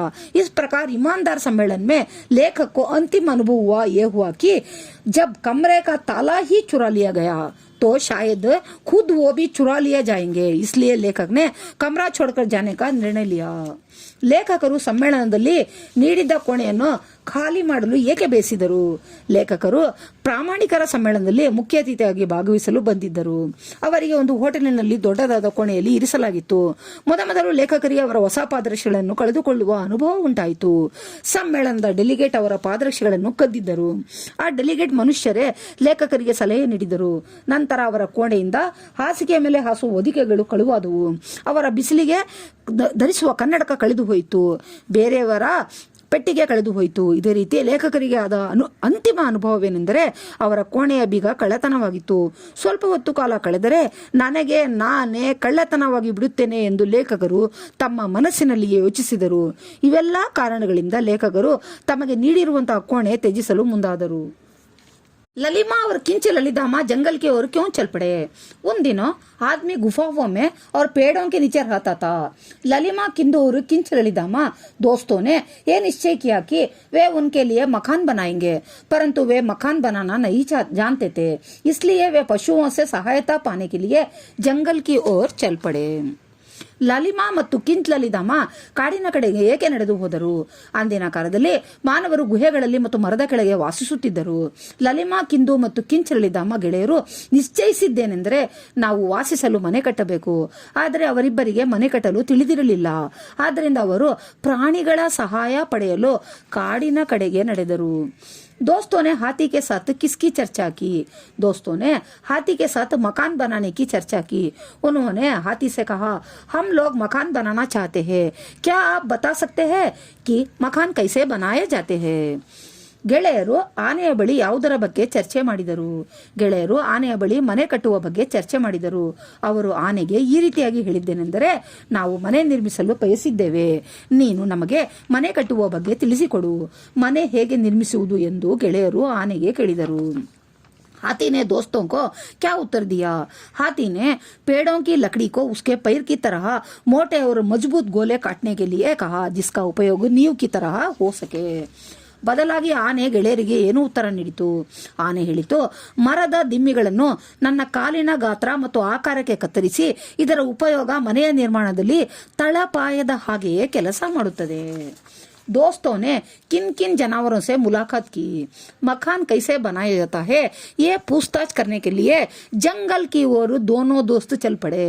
उनका सबसे पहले हाथी से, फिर सांप से मुलाकात हुई, फिर भैंस और मछली से बात हुई। ಗೆಳೆಯರು ಯಾವ ಯಾವ ಪ್ರಾಣಿಗಳನ್ನು ಭೇಟಿ ಮಾಡಿದರು, ಮನೆ ಹೇಗೆ ನಿರ್ಮಿಸಲಾಗುತ್ತದೆ ಎಂದು ಇದನ್ನು ತಿಳಿಯಲು ಸ್ನೇಹಿತರು ಕಾಡಿನ ಕಡೆಗೆ ನಡೆದರು। ಅವರಿಬ್ಬರು ಮೊದಲು ಆನೆಯ ಪರಿಚಯ ಮಾಡಿಕೊಂಡರು, ನಂತರ ಹಾವಿನ ಪರಿಚಯ ಮಾಡಿಕೊಂಡರು, ನಂತರ ಎಮ್ಮೆ ಮತ್ತು ಮೀನಿನ ಪರಿಚಯ ಮಾಡಿಕೊಂಡು ಮನೆ ನಿರ್ಮಾಣ ಹೇಗೆ ಮಾಡಬೇಕೆಂದು ತಿಳಿದುಕೊಂಡರು। सांप ने दोस्तों को क्या सुझाव दिया। सांप ने दोस्तों को यह सुझाव दिया कि घर बनाने के लिए पेड़ से लकड़ी उसके जैसे पतली और लंबी काटो, आगे की बात वो नहीं जानता। ಹಾವು ಗೆಳೆಯರಿಗೆ ಯಾವ ಸಲಹೆ ನೀಡಿತು? ಹಾವು ಗೆಳೆಯರಿಗೆ ನೀಡಿದ ಸಲಹೆ ಏನೆಂದರೆ, ಮನೆ ಕಟ್ಟಲು ಮರಗಳಿಂದ ಸೌದೆಗಳನ್ನು ಹಾವಿನ ಆಕಾರದಲ್ಲಿ ತೆಳ್ಳಗೆ ಮತ್ತು ಉದ್ದವಾಗಿ ಕತ್ತರಿಸಿ ಇಡಿ. ಮುಂದಿನ ವಿಷಯ ನನಗೆ ತಿಳಿಯದು ಎಂದು ಹಾವು ಗೆಳೆಯರಿಗೆ ಹೇಳಿತು. भैंस के पंजर से दोस्तों को क्या जानकारी मिली? भैंस ने दोनों दोस्तों को अपना भैंसे का पंजर दिखाकर यह जानकारी दी कि इस पंजर के पैरों को 4 पैरों पर पड़ी जो हड्डियों की तरह 4 मोटे गोले जमीन में गाड़कर उन पर पतली और लंबी लकड़ियों से छप्पर बना लो. ಎಮ್ಮೆಯ ಅಸ್ಥಿಪಂಜರ ಗಮನಿಸಿದ ಗೆಳೆಯರಿಗೆ ಯಾವ ಮಾಹಿತಿ ದೊರೆಯಿತು? ಎಮ್ಮೆ ಇಬ್ಬರು ಗೆಳೆಯರಿಗೆ ತನ್ನ ಮರಿಯ ಅಸ್ಥಿಪಂಜರವನ್ನು ತೋರಿಸಿ ಈ ಮಾಹಿತಿ ನೀಡಿದ್ದೇನೆಂದರೆ, ಈ ಅಸ್ಥಿಪಂಜರದ 4 ಕಾಲುಗಳು ಮೂಳೆಗಳ ಮೇಲೆ ಬಿದ್ದಿರುವ ಹಾಗೆ ನೀವು ಸಹ 4 ದಪ್ಪ ಮರದ ದಿಮ್ಮಿಗಳನ್ನು ನೆಲದ ಮೇಲೆ ಹೂತು ಹಾಕಿ ಅದರ ಮೇಲೆ ತೆಳ್ಳಗಿನ ಮತ್ತು ಉದ್ದದ ಸೌದೆಗಳನ್ನು ಚಪ್ಪರದ ಹಾಗೆ ಹಾಸಿರಿ ಎಂದಿತು. मछली ने दोस्तों के प्रश्न का क्या जवाब दिया? दोनों दोस्तों ने मछली से मकान बनाने के बारे में पूछा. मछली ने उन दोनों को अपनी पीठ की पट्टियों को ध्यान से देखने के लिए कहा. पेड़ों से बहुत सारी पत्तियों जोड़कर उन्हें पीठ की पट्टियों की तरह चप्पर पर जमाने की सलाह दी. ಮೀನು ಸ್ನೇಹಿತರ ಪ್ರಶ್ನೆಗಳಿಗೆ ಏನು ಉತ್ತರ ನೀಡಿತು? ಇಬ್ಬರು ಗೆಳೆಯರು ಮೀನಿನ ಹತ್ತಿರ ಮನೆ ಕಟ್ಟುವ ಮಾಹಿತಿಯ ಬಗ್ಗೆ ಕೇಳಿದರು. ಮೀನು ಇಬ್ಬರು ಗೆಳೆಯರಿಗೆ ತನ್ನ ಬೆನ್ನಿನ ಪಟ್ಟಿಗಳನ್ನು ತೋರಿಸಿ ಈ ರೀತಿಯಾಗಿ ಹೇಳಿತು. ನನ್ನ ಬೆನ್ನಿನ ಪಟ್ಟಿಗಳನ್ನು ಗಮನವಿಟ್ಟು ನೋಡಿರಿ. ಮರಗಳಿಂದ ಸಾಕಷ್ಟು ಜಾಸ್ತಿ ಎಲೆಗಳನ್ನು ಸಂಗ್ರಹಿಸಿ ನನ್ನ ಬೆನ್ನಿನ ಪಟ್ಟಿಯ ಆಕಾರದಲ್ಲಿ ಜೋಡಿಸಿದರೆ ಅದು ಚಪ್ಪರದ ಹಾಗೆ ಮಾರ್ಪಾಡು ಹೊಂದುತ್ತದೆ. ಈ ರೀತಿ ಮನೆ ನಿರ್ಮಿಸಬಹುದು ಎಂದು ಮೀನು ಗೆಳೆಯರಿಗೆ ಸಲಹೆ ನೀಡಿತು. मनुष्य के लिए सुख की प्राप्ति कब संभव है? मनुष्य के लिए सुख की प्राप्ति तब संभव है कि जब वो समय का सदुपयोग करता है, काम के समय को बहाने करके नहीं टालता है, समय का नष्ट ना करके सुसमय पर जो काम करना है उसे मन लगाकर करता है. ऐसे मनुष्य को ही जीवन में सुख की प्राप्ति होती है. ಮಾನವನಿಗೆ ಸುಖದ ಲಭ್ಯತೆ ಯಾವಾಗ ದೊರೆಯುತ್ತದೆ? ಮಾನವನಿಗೆ ಸುಖದ ಪ್ರಾಪ್ತಿ ಯಾವಾಗ ಸಂಭವಿಸುತ್ತದೆ ಎಂದರೆ, ಅವನು ಸಮಯದ ಸದುಪಯೋಗ ಮಾಡಬೇಕು. ಕೆಲಸ ಮಾಡುವ ಸಮಯದಲ್ಲಿ ಕಾರಣಗಳನ್ನು ಹೇಳಿ ಮುಂದಕ್ಕೆ ಹಾಕದವನು, ಸಮಯದ ನಷ್ಟ ಮಾಡದೆ ಸರಿಯಾದ ಸಮಯದಲ್ಲಿ ಯಾರು ಕೆಲಸ ಮಾಡುತ್ತಾನೆಯೋ ಮತ್ತು ಆ ಕೆಲಸವನ್ನು ಶ್ರದ್ಧೆ ಮತ್ತು ಮನಸ್ಸಿನಿಂದ ಯಾರು ಮಾಡುತ್ತಾನೆಯೋ ಇಂತಹ ಮನುಷ್ಯನಿಗೆ ಮಾತ್ರ ಅವರ ಜೀವನದಲ್ಲಿ ಸುಖ ಸಿಗುತ್ತದೆ ಎಂದು ಕವಿ ಹೇಳಿದ್ದಾರೆ. समय का सदुपयोग कैसे करना चाहिए? एक पल को भी व्यर्थ नहीं जाने देना चाहिए. एक एक पल से ही जीवन बनता है. इसलिए काम कोई भी हो उसे बिना किसी बहाने बनाए उसी समय पर पूरा करना, मन लगाकर करना चाहिए. आलस्य त्याग कर समय को अमूल्य धन मानकर कार्य करने से जीवन सफल होता है. हमें काम करने का जो अवसर प्राप्त होता है उसे व्यर्थ जाने नहीं देना चाहिए. ಸಮಯದ ಸದುಪಯೋಗ ಹೇಗೆ ಮಾಡಬೇಕೆಂದು ಕವಿ ಹೇಳಿದ್ದಾರೆ. ಒಂದು ಗಳಿಗೆಯನ್ನು ಸಹ ನಷ್ಟ ಮಾಡಬಾರದು. ಒಂದು ಚಿಕ್ಕ ಗಳಿಗೆಯಿಂದ ನಮ್ಮ ಜೀವನ ನಿರ್ಮಿತವಾಗಿದೆ. ಆದ್ದರಿಂದ ಕೆಲಸ ಯಾವುದೇ ಇರಲಿ ಅದಕ್ಕೆ ಯಾವುದೇ ಕಾರಣಗಳನ್ನು ನೀಡದೆ ನಿಶ್ಚಿತವಾದ ಸಮಯದಲ್ಲಿ ಕೆಲಸ ಪೂರ್ತಿ ಮಾಡಬೇಕಾಗುತ್ತದೆ. ಸೋಮಾರಿತನ ತ್ಯಾಗ ಮಾಡಿ ಸಮಯವನ್ನು ಅಮೂಲ್ಯ ಧನವಾಗಿ ಭಾವಿಸಿ ಕೆಲಸ ಮಾಡುವುದರಿಂದ ಅವನ ಜೀವನ ಸಫಲತೆ ಉಂಟಾಗುತ್ತದೆ. ನಾವು ಕೆಲಸ ಮಾಡುವ ಸಮಯ ದೊರೆತಾಗ ಆ ಸಮಯವನ್ನು ವ್ಯರ್ಥ ಮಾಡಬಾರದು. ಸಮಯಕ್ಕೆ ಉಪಯೋಗಿಸಿಕೊಂಡು ಕಾರ್ಯ ಸಾಧಿಸಬೇಕೆಂದು ಕವಿ ಹೇಳಿದ್ದಾರೆ. कविता की अंतिम 4 पंक्तियों में कवि क्या कहना चाहते हैं? कवि के अनुसार अपने आप पर विश्वास रखकर जो भी काम हम करें उसे पूरी लगन के साथ करें. हमें काम करने का अच्छा अवसर प्राप्त होता है, उसे व्यर्थ जाने नहीं देना है. समय को खोकर मनुष्य सुखी नहीं रह पाता, उसे हमेशा पछताना पड़ता है. ಕವಿತೆಯ ಅಂತಿಮ 4 ಸಾಲುಗಳಲ್ಲಿ ಕವಿ ಏನು ಹೇಳಲು ಬಯಸುತ್ತಿದ್ದಾರೆ? ಕವಿಯ ಪ್ರಕಾರ, ನಮಗೆ ನಮ್ಮ ಮೇಲೆ ವಿಶ್ವಾಸ ಉಂಟು ಮಾಡಿ ನಾವು ಯಾವುದೇ ಒಳ್ಳೆಯ ಕೆಲಸ ಮಾಡಲಿ ಅದನ್ನು ಪೂರ್ತಿ ಶ್ರದ್ಧೆಯಿಂದ ಮಾಡಬೇಕು. ನಮಗೆ ಕೆಲವು ಸಲ ಕೆಲಸ ಮಾಡುವ ಒಳ್ಳೆಯ ಅವಕಾಶ ದೊರೆಯುತ್ತದೆ. ಆಗ ಸಮಯವನ್ನು ವ್ಯರ್ಥ ಮಾಡಬಾರದು. ಸಮಯವನ್ನು ವ್ಯರ್ಥ ಮಾಡಿ ಮನುಷ್ಯ ಸುಖದಿಂದಿರಲು ಸಾಧ್ಯವಿಲ್ಲ. ಅವನು ಸದಾಕಾಲ ಪಶ್ಚಾತ್ತಾಪ ಪಡಬೇಕಾಗುತ್ತದೆ. साधुराम को क्या हुआ था? साधुराम सक्सेना परिवार में वर्षों से काम कर रहा था. एक दिन अचानक चलती बस से गिरकर उसे खतरनाक चोट आई. उसे अस्पताल में भर्ती करना पड़ा. ಸಾಧುರಾಮ್ ರವರಿಗೆ ಏನಾಗಿತ್ತು? ಸಾಧುರಾಮ್ ಸಕ್ಸೇನಾ ಪರಿವಾರದಲ್ಲಿ ಬಹಳ ವರ್ಷಗಳಿಂದ ಕೆಲಸ ಮಾಡುತ್ತಿದ್ದರು. ಒಂದು ದಿನ ಆಕಸ್ಮಿಕವಾಗಿ ಓಡುವ ಬಸ್ನಿಂದ ಕೆಳಗೆ ಬಿದ್ದು ಅವನಿಗೆ ಅಪಾಯಕಾರ ಗಾಯವಾಗಿತ್ತು. ಆದ್ದರಿಂದ ಆತನಿಗೆ ಆಸ್ಪತ್ರೆಯಲ್ಲಿ ದಾಖಲು ಮಾಡಲಾಗಿತ್ತು. धीरज सक्सेना को बुद्धिमान रोबोट की जरूरत क्यों थी?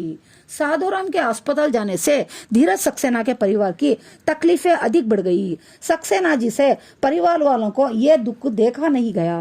उन्हें उनके नाती पोतों का होमवर्क करने एवं वर्ड प्रोसेसर पर काम संभालने के लिए बुद्धिमान रोबोट की जरूरत थी। ಧೀರಜ್ ಸಕ್ಸೇನಾರವರಿಗೆ ಬುದ್ಧಿವಂತ ರೋಬೋಟಿನ ಅವಶ್ಯಕತೆ ಏಕೆ ಉಂಟಾಯಿತು? ಸಾಧುರಾಮ್ ಸೇವಕ್ ಅಪಘಾತ ಉಂಟಾಗಿ ಆಸ್ಪತ್ರೆಗೆ ಸೇರಿದ್ರಿಂದ ಸಕ್ಸೇನಾ ಪರಿವಾರದವರ ಕಷ್ಟ ಹೆಚ್ಚಾಯಿತು. ಸಕ್ಸೇನಾರವರಿಗೆ ತಮ್ಮ ಪರಿವಾರದವರ ದುಃಖ ನೋಡಲು ಸಾಧ್ಯವಾಗಲಿಲ್ಲ. ಅವರ ಮೊಮ್ಮಕ್ಕಳ ಗೃಹ ಕಾರ್ಯ ಮಾಡಲು, ಅಂದರೆ ವರ್ಡ್ ಪ್ರೊಸೆಸರ್ ಮೂಲಕ ಕೆಲಸ ಮಾಡಲು ಒಬ್ಬ ಬುದ್ಧಿವಂತ ರೋಬೋಟ್ನ ಅವಶ್ಯಕತೆ ಉಂಟಾಯಿತು.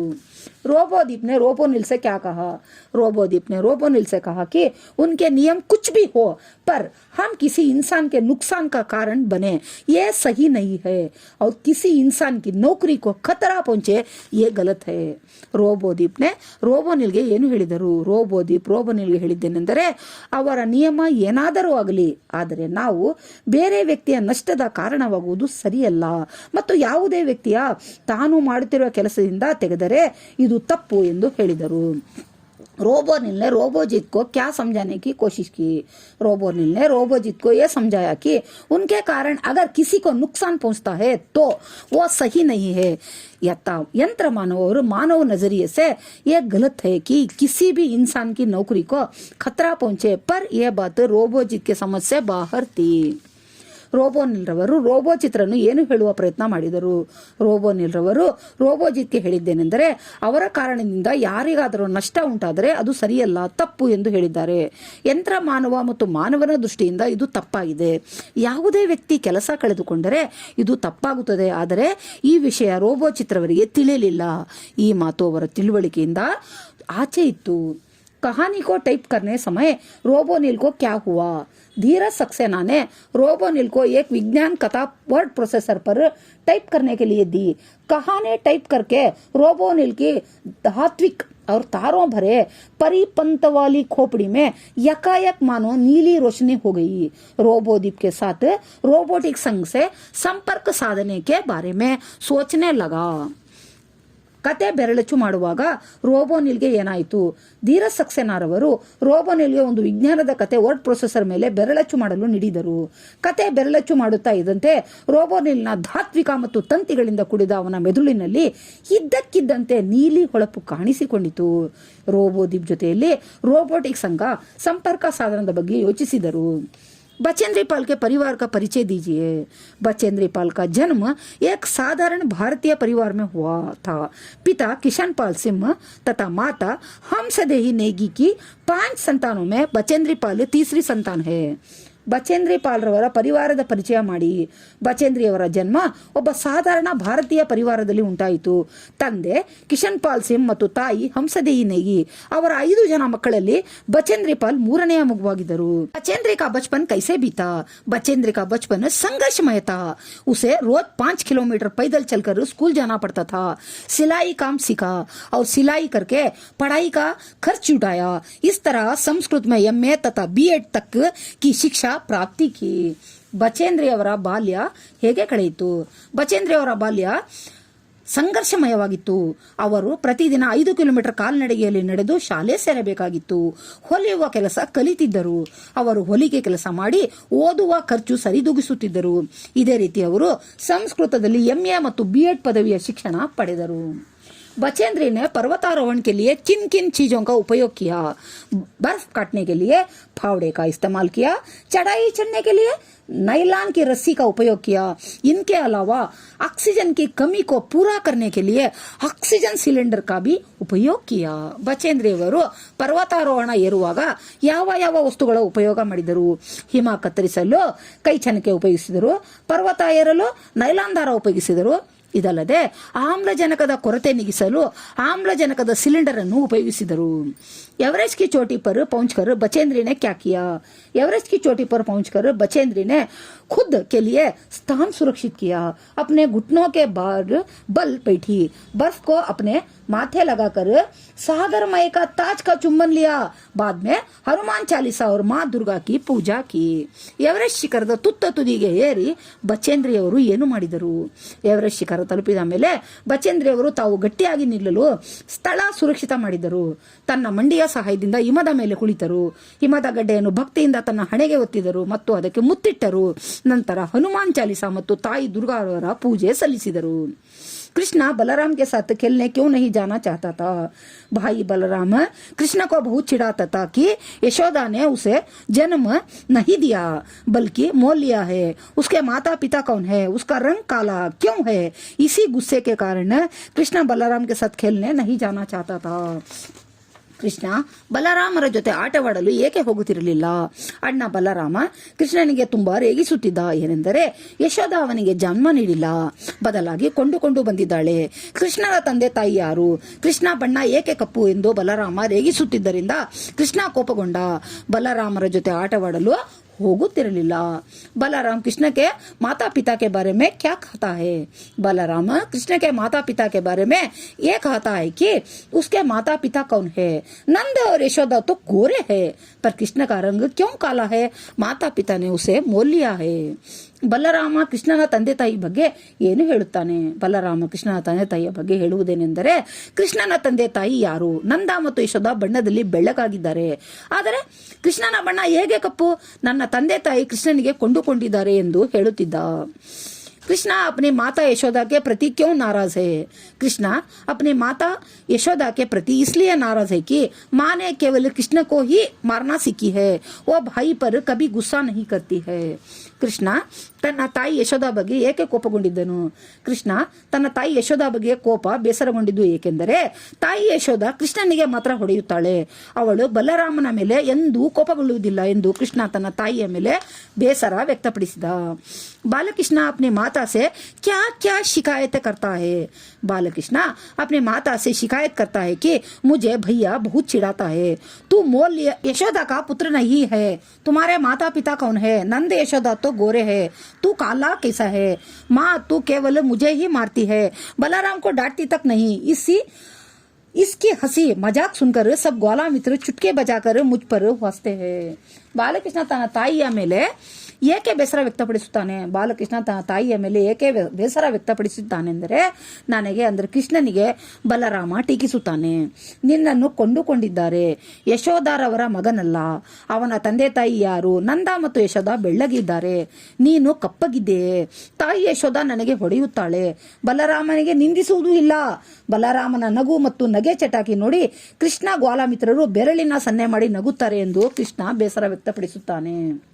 यशोदा कृष्ण के क्रोध को कैसे शांत करती है? यशोदा माता कृष्ण से कहती है कि ये कृष्णा सुनो, बलराम जन्म से ही चुगलखोर है, मैं गोधन की कसम खाकर कहती है मैं तेरी माता और तुम मेरे पुत्र हो. इस प्रकार ಯಶೋದ ಕೃಷ್ಣ ಕೆ ಕ್ರೋಧ ಕೋ ಶಾಂತ ಕರ್ತಿ ಹೈ. ಯಶೋದ ಕೃಷ್ಣನ ಕೋಪವನ್ನು ಹೇಗೆ ಶಾಂತಗೊಳಿಸುತ್ತಾಳೆ? ತಾಯಿ ಯಶೋದ ಕೃಷ್ಣನಿಗೆ ಈ ರೀತಿಯಾಗಿ ಹೇಳುತ್ತಾಳೆ, ಕೃಷ್ಣ ಹೇಳು, ಬಲರಾಮ ಹುಟ್ಟಿದಾಗಿನಿಂದ ವ್ಯಂಗ್ಯ ಮಾಡುತ್ತಾನೆ, ನಾನು ಗೋವುಗಳ ದಾನ ಮಾಡುತ್ತೀನಲ್ಲ ಅದರ ಪ್ರಮಾಣ ಮಾಡಿ ಹೇಳುತ್ತೇನೆ, ಕೃಷ್ಣ ನಾನೇ ಅಂದರೆ ಯಶೋದಾನೇ ನಿನ್ನ ತಾಯಿ, ನೀನು ನನ್ನ ಮಗ. ಈ ರೀತಿ ಯಶೋದ ಕೃಷ್ಣನ ಕ್ರೋಧವನ್ನು ಶಾಂತಗೊಳಿಸುತ್ತಾಳೆ. कर्नाटक की प्रमुख नदियां और जलप्रपात कौन कौन से हैं? कावेरी, कृष्णा, तुंगभद्रा आदि कर्नाटक की प्रमुख नदियां और जोग, अब्बी, ಗೋಕಾಕ್, ಶಿವನ ಸಮುದ್ರ ಆದಿ ಜಲಪ್ರಪಾತ. ಕರ್ನಾಟಕದ ಪ್ರಮುಖ ನದಿಗಳು ಮತ್ತು ಜಲಪ್ರಪಾತಗಳು ಯಾವುದಾಗಿವೆ? ಕಾವೇರಿ, ಕೃಷ್ಣ, ತುಂಗಭದ್ರಾ ಮುಂತಾದವು ಕರ್ನಾಟಕದ ಪ್ರಮುಖ ನದಿಗಳು ಮತ್ತು ಜೋಗ್, ಅಬ್ಬಿ, ಗೋಕಾಕ್, ಶಿವನ ಸಮುದ್ರ ಮುಂತಾದವು ಜಲಪ್ರಪಾತಗಳಾಗಿವೆ. कर्नाटक के किन साहित्यकारों को ज्ञानपीठ पुरस्कार प्राप्त है? कुवेंपु, दारा बेंद्रे, शिवराम कारंत, मास्ती वेंकटेश अयंगार, वीकरू गोकाक, युआर अनंतमूर्ति, गिरीश कार्नाड, चंद्रशेखर कंबार आदि ಸಾಹಿತ್ಯಕಾರರು ಜ್ಞಾನಪೀಠ ಪುರಸ್ಕಾರ ಪ್ರಾಪ್ತ ಹೇ. ಕರ್ನಾಟಕದ ಯಾವ ಸಾಹಿತ್ಯಕಾರರಿಗೆ ಜ್ಞಾನಪೀಠ ಪ್ರಶಸ್ತಿ ದೊರಕಿದೆ?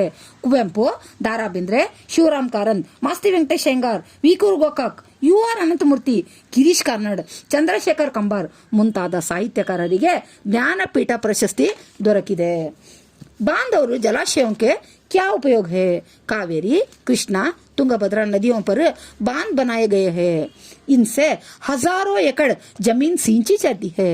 इसके अलावा इन नदियों के जलाशयों की सहायता से ऊर्जा उत्पादन केंद्र भी स्थापित किया गया. तो जलाशयಗಳ ಉಪಯೋಗ ತಿಳಿಸಿ. ಕಾವೇರಿ, ಕೃಷ್ಣ, ತುಂಗಭದ್ರಾ ನದಿಗಳ ಮೇಲೆ ಅಣೆಕಟ್ಟು ನಿರ್ಮಿಸಲಾಗಿದೆ. ಇವುಗಳಿಂದ ಸಾವಿರಾರು ಎಕರೆ ಜಮೀನಿಗೆ ಬೆಳೆ ಬೆಳೆಯಲು ನೀರು ದೊರೆಯುತ್ತದೆ. ಇದಲ್ಲದೆ ಈ ನದಿಗಳ ಜಲಾಶಯಗಳ ಸಹಾಯದಿಂದ ವಿದ್ಯುತ್ ಶಕ್ತಿ ಉತ್ಪಾದನಾ ಕೇಂದ್ರ ಸ್ಥಾಪಿತಗೊಂಡಿದೆ. कर्नाटक के कुछ प्रमुख राजवंशों के नाम लिखिए. कर्नाटक के कुछ प्रमुख राजवंश के नाम है गंगा, कदंबा, राष्ट्रकूಟ, ಚಾಳುಕ್ಯ, ಹೊಯ್ಸಳ और ಒಡೆಯರ್. ಕರ್ನಾಟಕದ ಪ್ರಮುಖ ರಾಜವಂಶಗಳ ಬಗ್ಗೆ ತಿಳಿಸಿ. ಕರ್ನಾಟಕದ ಪ್ರಮುಖ ರಾಜವಂಶಗಳೆಂದರೆ ಗಂಗಾ, ಕದಂಬ, ರಾಷ್ಟ್ರಕೂಟ, ಚಾಳುಕ್ಯ, ಹೊಯ್ಸಳ ಮತ್ತು ಒಡೆಯರ್ ರಾಜಮನೆತನ. बेंगलुरु में कौन कौन सी बृहत संस्थाएं हैं? बेंगलुरु में प्रसिद्ध भारतीय विज्ञान संस्थान HAL, HMT, ITI, BHEL, BEL ಜೈಸಿ ಪ್ರಮುಖ ಸಂಸ್ಥಾನೆ ಹೇ. ಬೆಂಗಳೂರು ನಗರದಲ್ಲಿ ಯಾವ ಯಾವ ಬೃಹತ್ ಸಂಸ್ಥಾನಗಳಿವೆ? ಬೆಂಗಳೂರಿನಲ್ಲಿ ಪ್ರಸಿದ್ಧ ಭಾರತೀಯ ವಿಜ್ಞಾನ ಸಂಸ್ಥೆಗಳೆಂದರೆ HAL, HMT, ITI, BHEL, BEL ಮುಂತಾದ ಬೃಹತ್ ಸಂಸ್ಥಾನಗಳಿವೆ. रामू में कौन कौन सी बुरी आदतें थी? रामू में बेईमानी करने, झूठ बोलने एवं समय पर गृह कार्य न करने की बुरी आदतें थी. ರಾಮುವಿನಲ್ಲಿ ಯಾವ ಯಾವ ಕೆಟ್ಟ ಗುಣಗಳಿದ್ದವು? ರಾಮುವಿನಲ್ಲಿ ಮೋಸ ಮಾಡುವ, ಸುಳ್ಳು ಹೇಳುವ ಮತ್ತು ಸಮಯಕ್ಕೆ ಸರಿಯಾಗಿ ಗೃಹ ಕಾರ್ಯ ಮಾಡದೇ ಇರುವ ಕೆಟ್ಟ ಗುಣಗಳಿದ್ದವು. गांव की सफाई के लिए बालक क्या कम करते हैं? गांव की सफाई के लिए बालक संगठित हुए, स्कूल के परिसर को स्वच्छ करने के साथ साथ गांव की गंदगी दूर करने का निर्णय लिया. गांव का कुंडा डालने के लिए एक निश्चित जगह बनाने की सोची. ಹಳ್ಳಿಯನ್ನು ಸ್ವಚ್ಛಗೊಳಿಸಲು ಹುಡುಗರು ಯಾವ ಕೆಲಸಗಳನ್ನು ಮಾಡುತ್ತಿದ್ದರು? ಹಳ್ಳಿಯನ್ನು ಸ್ವಚ್ಛಗೊಳಿಸಲು ಬಾಲಕರು ಸಂಘಟಿತರಾದರು. ಶಾಲೆಯ ಪರಿಸರ ಸ್ವಚ್ಛವಾಗಿಡುವುದಲ್ಲದೆ ಹಳ್ಳಿಯ ಪ್ರದೇಶದ ಕೊಳಕನ್ನು ದೂರಗೊಳಿಸುವ ನಿರ್ಣಯ ಕೈಗೊಂಡರು. ಹಳ್ಳಿಯಲ್ಲಿ ಕುಂಡಗಳನ್ನು ಹಾಕಲು ಒಂದು ನಿಶ್ಚಿತ ಸ್ಥಳವನ್ನು ಸೂಚಿಸಲು ನಿರ್ಧರಿಸಿದರು. गांव को आदर्श गांव कैसे बनाया जा सकता है? गांव को आदर्श गांव बनाने के लिए लोगों को शिक्षित होना जरूरी है. आपस में मिलजुल कर काम करने की भावना होती चाहिए. ಹಳ್ಳಿಯನ್ನು ಒಂದು ಆದರ್ಶ ಹಳ್ಳಿಯನ್ನಾಗಿ ಹೇಗೆ ಮಾಡಬಹುದು? ಊರನ್ನು ಒಂದು ಆದರ್ಶ ಊರನ್ನಾಗಿ ಮಾಡಲು, ಹಳ್ಳಿಯನ್ನಾಗಿ ಮಾಡಲು ಮೊದಲು ಅಲ್ಲಿನ ಜನರನ್ನು ಶಿಕ್ಷಿತಗೊಳಿಸಬೇಕು, ಅಗತ್ಯವಾಗಿದೆ. ಎಲ್ಲರೂ ಒಂದಾಗಿ ಒಗ್ಗಟ್ಟಿನಿಂದ ಸ್ವಚ್ಛ ಮಾಡುವ ಭಾವನೆ ಹೊಂದಬೇಕಾಗಿದೆ. ಕಲೆಕ್ಟರ್ ಸಾಹಬ್ ನೆ ಬಚ್ಚೋं की बड़ाई में क्या कहा? कलेक्टर साहब ने बच्चों की बड़ाई में कहा कि उन्हें गांव को साफ सुथरा देखकर खुशी हुई. सब बच्चों मिलकर गांव को स्वच्छ वातावरण दिया, गांव को नया जीवन प्रदान किया. इन बच्चों की जितनी बड़ाई की जाए उतनी कम है. ಕಲೆಕ್ಟರ್ ಸಾಹೇಬರು ಮಕ್ಕಳ ಹೊಗಳಿಕೆಯಲ್ಲಿ ಏನು ಹೇಳಿದರು? ಕಲೆಕ್ಟರ್ ಸಾಹೇಬರು ಮಕ್ಕಳನ್ನು ಹೊಗಳುವಾಗ ಈ ರೀತಿಯಾಗಿ ಹೇಳಿದರು. ನಾನು ಊರಿನ ಸ್ವಚ್ಛತೆ ಕಂಡು ತುಂಬಾ ಸಂತೋಷಪಟ್ಟೆ. ಎಲ್ಲ ಊರಿನ ಮಕ್ಕಳು ಜೊತೆಗೂಡಿ ಊರಿನ ವಾತಾವರಣ ಮತ್ತು ಸ್ವಚ್ಛತೆಯನ್ನು ಉಂಟು ಮಾಡಿ ಊರಿಗೆ ಜೀವ ಪ್ರದಾನ ಮಾಡಿದ್ದಾರೆ. ಈ ಊರಿನ ಮಕ್ಕಳಿಗೆ ಎಷ್ಟೇ ಕೊಂಡಾಡಿದರೂ ಸಾಲದು ಎಂದು ಕಲೆಕ್ಟರ್ ಸಾಹೇಬರು ಹೇಳಿದರು. 5000 रुपये मिलने पर मोहन क्या सोचता है? 5000 रुपये मिलने पर मोहन ये सोचता है कि ये रुपये प्रधानाध्यापक जी को देंगे तो वे पाठशाला के पुस्तकालय में गरीब बच्चों के लिए पुस्तके का प्रबंध कर सके. 5000 ರೂಪಾಯಿ ದೊರಕಿದ ಮೇಲೆ ಮೋಹನ್ ಏನು ಯೋಚಿಸಿದ? 5000 ರೂಪಾಯಿ ಹಣ ದೊರಕಿದ ಮೇಲೆ ಮೋಹನ್ ಈ ರೀತಿ ಯೋಚಿಸಿದ. ಈ ಹಣ ಪ್ರಧಾನ ಅಧ್ಯಾಪಕರಿಗೆ ನೀಡಿದರೆ ಅವರು ಪಾಠಶಾಲೆಯ ಪುಸ್ತಕಾಲಯದಲ್ಲಿ ಬಡ ಮಕ್ಕಳಿಗೆ ಪುಸ್ತಕಗಳ ಅನುಕೂಲ ಮಾಡಿಕೊಡುತ್ತಾರೆ ಎಂದು ಯೋಚಿಸಿದ. चींटी के बारे में कवि क्या कहते हैं? चींटी जब दाना लेकर चलती है तो दीवार पर चढ़ते हुए 100 बार फिसलती है, लेकिन फिर भी वो हार नहीं मानती. आखिर में वो सफल होती है. ಇರುವೆಯ ಬಗ್ಗೆ ಕವಿ ಏನು ಹೇಳುತ್ತಾರೆ? ಇರುವೆಯ ಬಗ್ಗೆ ಇರುವೆ ತನ್ನ ಬಾಯಿಯಲ್ಲಿ ಕಾಳನ್ನು ಹಿಡಿದು ಗೋಡೆ ಏರುವಾಗ 100 ಬಾರಿ ಜಾರುತ್ತದೆ, ಆದರೆ ಅದು ತನ್ನ ಸೋಲು ಒಪ್ಪಿಕೊಳ್ಳುವುದಿಲ್ಲ. ಕೊನೆಯಲ್ಲಿ ಅದು ಸಫಲಗೊಳ್ಳುತ್ತದೆ. गोताखोर के बारे में कवि का विचार क्या है? गोताखोर कई बार डुबकियां लगाने पर भी खाली हाथ लौटाते हैं, लेकिन उसका उत्साह दुगना हो जाता है. उसकी मुट्ठी में मोती अवश्य आते हैं. ಸಮುದ್ರದಲ್ಲಿ ಮುಳುಗಿ ಏಳುವ ಈಜುಪಟುಗಳ ಬಗ್ಗೆ ಕವಿಯ ವಿಚಾರವೇನು, ಅಭಿಪ್ರಾಯವೇನು? ಈಜುಪಟುಗಳು ಕೆಲವು ಸಲ ನೀರಿನಲ್ಲಿ ಮುಳುಗಿ ಏಳುವಾಗ ಬರಿಗೈಯಲ್ಲಿ ಹಿಂದಿರುಗುತ್ತಾರೆ, ಆದರೆ ಅವರ ಉತ್ಸಾಹ 2 ಪಟ್ಟು ಹೆಚ್ಚಾಗುತ್ತದೆ. ಅವರ ಮುಷ್ಟಿಯಲ್ಲಿ ಮುತ್ತು ಅವಶ್ಯಕವಾಗಿ ಇರುತ್ತದೆ. असफलता से सफलता की ओर जाने के बारे में कवि क्या संदेश देते हैं? असफलता से सफलता की ओर जाने वाले के बारे में कवि का यह कहना है कि असफलता एक चुनौती है, उसे स्वीकार करे, साहस और विश्वास के साथ उसका सामना करे। जब तक सफलता हासिल ना हो तब तक कोशिश करनी चाहिए। ಅಸಫಲತೆಯಿಂದ ಸಫಲತೆಯ ಕಡೆಗೆ ಹೋಗುವ ಮಾರ್ಗದ ಬಗ್ಗೆ ಕವಿ ಏನು ಸಂದೇಶ ನೀಡುತ್ತಾರೆ? ಅಸಫಲತೆಯಿಂದ ಸಫಲತೆಯ ಕಡೆಗೆ ಹೋಗುವ ಮಾರ್ಗದ ಬಗ್ಗೆ ಕವಿ ಹೀಗೆ ಹೇಳುತ್ತಾರೆ: ಅಸಫಲತೆ ಒಂದು ಪರೀಕ್ಷೆಯಾಗಿದೆ, ಅದನ್ನು ಸ್ವೀಕಾರ ಮಾಡಬೇಕು, ಸಾಹಸ ಮತ್ತು ವಿಶ್ವಾಸದಿಂದ ಅದನ್ನು ಎದುರಿಸಬೇಕು. ನಮಗೆ ಎಲ್ಲಿಯ ತನಕ ಸಫಲತೆ ಸಿಗುವುದಿಲ್ಲವೋ ಸಫಲತೆ ಸಿಗುವ ತನಕ ಕಡೆಯವರೆಗೂ ಪ್ರಯತ್ನ ಮಾಡಬೇಕು. ಮುಂದಿನ ವಿಡಿಯೋಗಳಿಗಾಗಿ ನನ್ನ ಚಾನೆಲ್ ಅನ್ನು ಸಬ್ಸ್ಕ್ರೈಬ್ ಮಾಡಿ, ಶೇರ್ ಮಾಡಿ, ಬೆಲ್ ಐಕಾನ್ ಒತ್ತಿ, ಲೈಕ್ ಮಾಡಿ, ನಿಮ್ಮ ಅಭಿಪ್ರಾಯ ನನಗೆ ಕಳುಹಿಸಿ.